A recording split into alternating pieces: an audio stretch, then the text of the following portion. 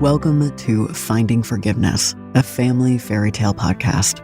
Join host Susan Gibson as she summons the courage to ask the hard questions, probes deep, dark secrets, and attempts to fill in the gaps while exploring the relationship between her and her mother. Discover the magic of self-discovery, relationship exploration, and the profound journey of forgiveness. Now, your host, Susan Gibson.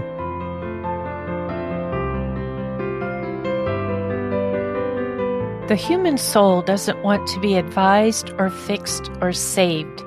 It simply wants to be witnessed exactly as is. This is a quote by Parker Palmer. Have you ever wanted to see your life through the eyes of another? It's hard sometimes to be an observer of ourselves. We know what's happening within us every moment of every day, but we're not always aware of how others see us. We don't see the reflection of ourselves in others. We don't have an observer who we trust to hold that mirror up to us, allowing us to see our true selves. I didn't meet my observer until I turned 50 in 2012. I was an active child transitioning easily from rigorous activity to intellectual stimulation, from playing tag to reading a book, from riding my bike to playing the piano, in full motion during the day, vivid dreaming at night. I was an involved teenager, popular and smart, confident and quirky, social and introspective. I rode horses and skied, was a straight-A student, played trombone in 3 high school bands, a class officer, and a leader.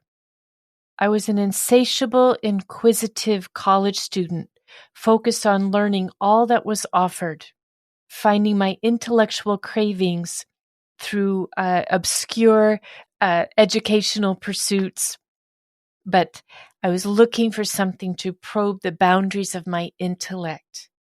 I also hiked, canoed, windsurfed, and sailed. I've always been fascinated by science, technology, engineering, and mathematics.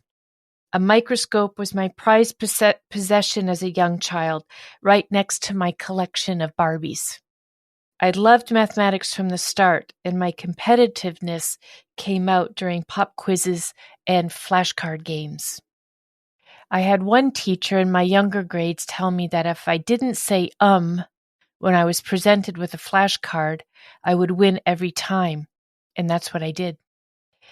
Music was creative and mathematical to me. Playing piano and trombone honed my ability to express my creativity while satisfying my love of patterns and repetition. I was in the chess club, a game that introduced me to strategy at a young age and played on my competitiveness. I went on to play Risk in my college years, having games span days in pursuit of world domination. When I took calculus in high school, it unlocked a part of my brain that let me see the universe in a different and delightful way. I was hooked. Microscopes and mathematics are typically associated with masculine energy or yang energy. However, this is not what precipitated my break with the feminine or yin energy.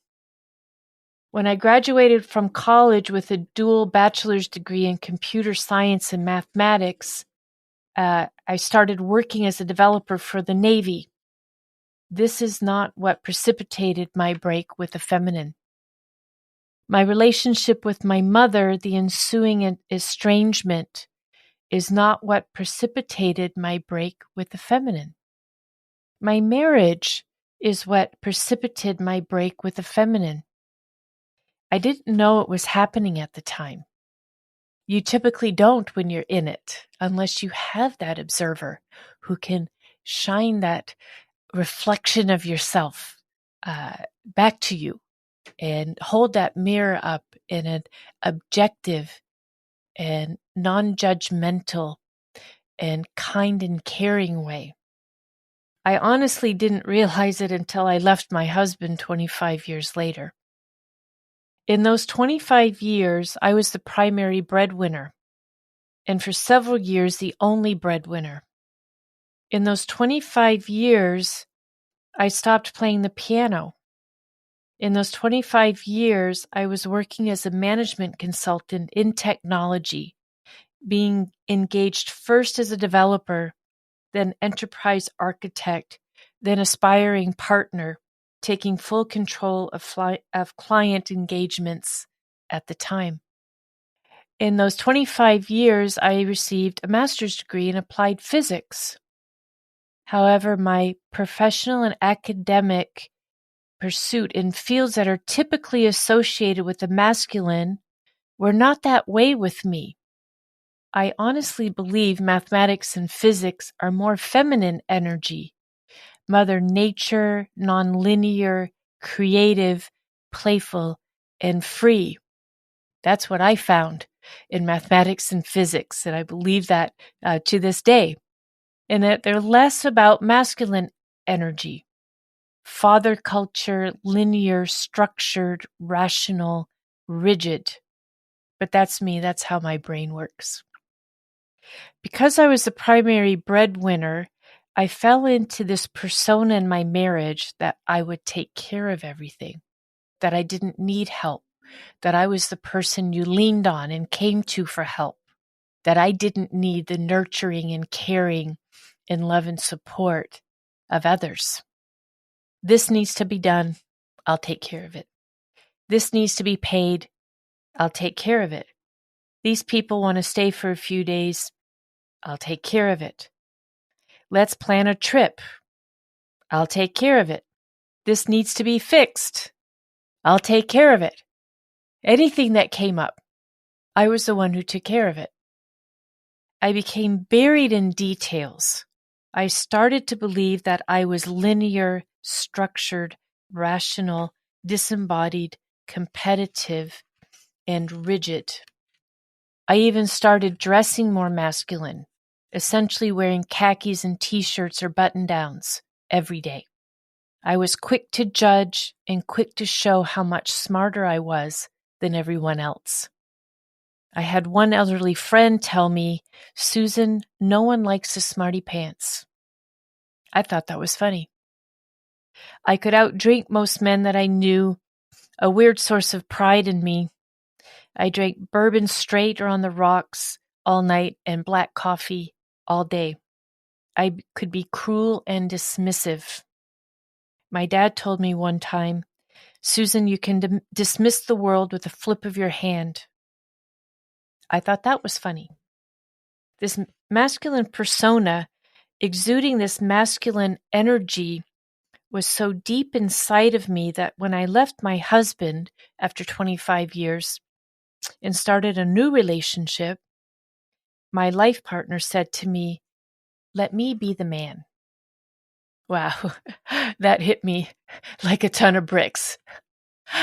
All this taking care of every single detail of a life, a complicated life with a large group of others in that complicated life through my marriage, I didn't realize how deep that masculine embodiment was in me.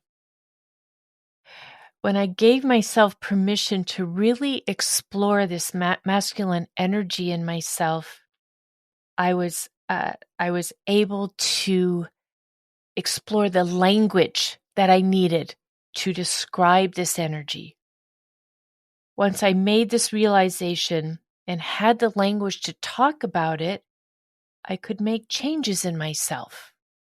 I could be curious about my influences that brought me to this place and time.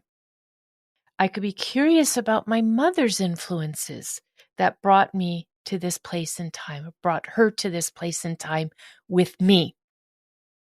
This place and time was 2012. I was 50 and my mother was 73. I wish I'd had an observer much earlier in those years. I spent so much energy in that masculine embodiment that it took me a while to shed that and to really allow my feminine energy to come out. Acknowledging where we were separately and where we were together was a vital step in our finding forgiveness with one another. I changed the way I dressed. I let my hair grow long. I stopped drinking alcohol and caffeine. I stopped taking care of all the details and minutiae that had been consuming my brain power for years. I started writing, journaling, reading poetry, and playing the piano again. I started drawing and painting. I was allowing the feminine to emerge in me in all her glory. It was amazing. It is amazing. My Jungian psychotherapist that I saw for the year following my mother's death worked with me on my heroine's journey. This is based on the work of Maureen Murdoch, which is a retelling of the hero's journey defined by Joseph Campbell, but from a woman's perspective. When my therapist told me, a little slip there, my mother's on my mind. When my therapist told me, as we explored my heroine's journey, what she told me is that during the years starting in college through the end of my marriage, I was trying to find my mother. I mean, she knew my story, and I've shared my story with you in past podcast episodes of that I was actually trying to find my mother and to establish a new relationship with her and to reconnect with her after our estrangement of 6 years. But what she was talking about was I wasn't trying to find my mother because she represented the feminine for me, but because she represented the masculine. And this search influenced my relationships and my behavior. I was trying to embody this masculine energy as a way to be closer to my mother. And I had observed this behavior in her. I had observed it in my early years with her, though in her marriage with my father, they did appear as a partnership to me, that there was a balance in both of them, of the masculine and feminine energy. Of course, at the time, I didn't recognize it that way. It's through my therapy with my Jungian psychotherapist that I was able to understand that and have that language to describe that at that point in my life. They were seen as a partner. However, my mother had chosen accounting as her professional career, very male dominated. And while she dressed very feminine, with her hair done and makeup and fingernails painted and growing long and always impeccable, suit and skirt or dress. Her behavior was masculine. It was the masculine energy. And I particularly saw that, after we had reconnected and I could, spend time with her and observe her, I could see this masculine energy that had really kind of shaped who she was and who she was becoming as she aged in her life. This realization after my mother had died, was mind-blowing to me. That in all those years, I was searching for my mother. However, she was the embodiment of the masculine energy for me. Most people assume women are looking for their fathers in their relationships. Not me. I was looking for my mother. I'm grateful for my life partner telling me to let him be the man. He was my observer, seeing my suffering in this embodiment of the masculine. that set me on a path of working towards the integration of my masculine and feminine energy, something that I'm still working on and exploring and, being very curious about. What is that play of masculine and feminine inside of me? Everybody has both. Everybody has both. But having an observer who can hold that mirror up to you and allow in a non-judgmental way, in a very loving, caring, nurturing way, has given me the opportunity to really see myself and build that self-awareness. But most importantly, what that did to me at that time in 2012, it set me on this path of forgiving my mother. If you have a story of this embodiment of the masculine energy, I'd love to hear it. How did you come to this realization? Did an observer help you see this in yourself?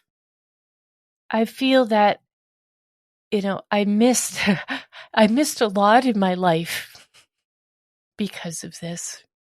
And I so wish I had people around me in those 25 years during my marriage that could have been that observer for me in a non-judgmental way.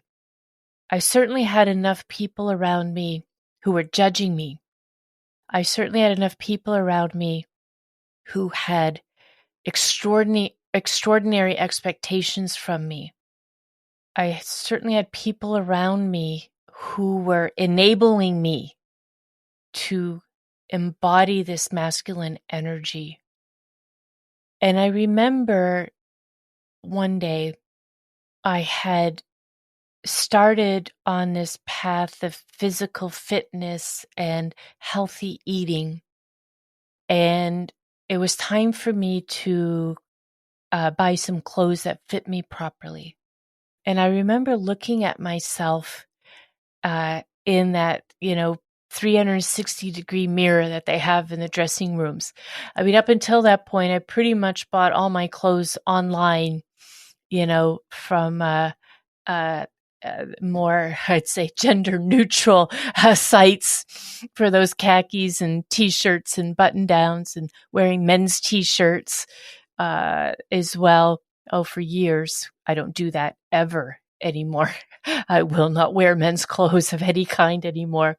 But I remember looking at myself in that 360-degree mirror and saying, my goodness, Susan, you look like, you look like just a dull person. You look like a cardboard cutout of some masculine persona, not even a real person.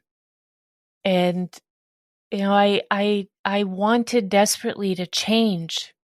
And I asked a friend of mine at the time, who I felt really did embody that feminine energy, to go with me to pick out new clothes. I was just so far out of touch with all of that.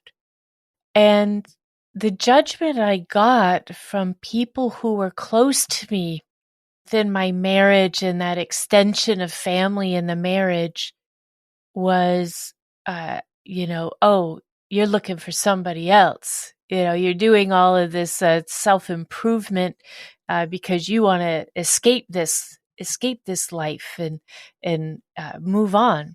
Well, of course I said no at the time. However, now I know unconsciously, yeah, that is what I was preparing myself to do. But I didn't know it at the time. And when I did leave my husband, I didn't know it was going to be a lifetime of leaving. I'm very grateful I did that, but I was not that self-aware at the time. But, finding somebody who can be that observer to you without judgment and just hold up that mirror to you, that person is a vital person to have in your life. I missed that. I missed that person. And when I found them, I'm holding on to them for dear life. He helps me every day around that integration of the masculine and feminine energy. And, it's not all serious for sure. We have lots and lots of fun and share so many wonderful, wonderful hobbies and activities and business and clients and all those things together. It's all my life is integrated in terms of the personal and professional for me.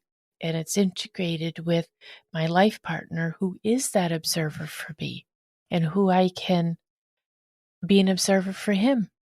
And it's an amazing, amazing relationship to have and crucial to who we are as individuals out there in the world. Because we can't see ourselves from the outside. We can build lots of self-awareness. We can go through lots of personal transformation, as I have in particularly these last 12 years. But we cannot see how we show up for others. And we need somebody like that in our life. So if you have a story about this, I would love to hear from you. You can email me at hellosusan@findingforgivenesspodcast.com. Thank you for being with me today and listening to my podcast, Finding Forgiveness, A Family Fairy Tale. I welcome your comments. A big thank you to the team at Produce Your Podcast for helping me share my family fairy tale. Until next time, I'm Susan Gibson, signing off with gratitude and appreciation. Thank you for listening to Finding Forgiveness, a family fairy tale podcast. To continue the conversation, visit findingforgivenesspodcast.com and send an email to hellosusan@findingforgivenesspodcast.com to share your story. Until we meet again.